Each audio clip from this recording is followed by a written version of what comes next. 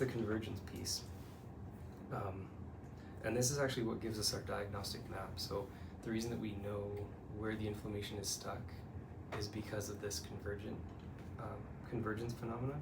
So we know that if the liver is inflamed, we have a certain tender point on a certain patch of skin on the body. So that's cool.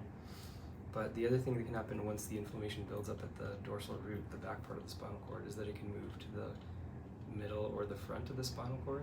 The middle of the spinal cord creates sympathetic nerve activation, which reduces blood flow to that organ, which is part of what maintains the inflammation. So you get a literal vasoconstriction of the arteries and the veins that go to that tissue.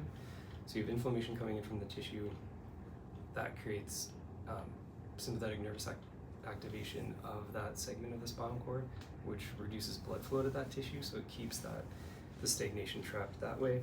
The other thing that can happen is that the inflammation moves to the front of the cord, which creates muscle guarding, and then the muscle guarding, the tension in the muscles further kind of restricts fluid flow.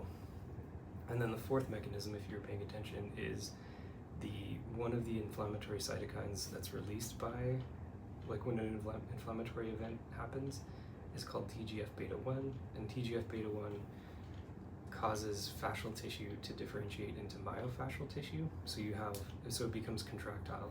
So if inflammation's stuck in an area for a while, it can start turning the fascia in that area into contractile fascia, and then it squeezes and gets more and more contracted over time.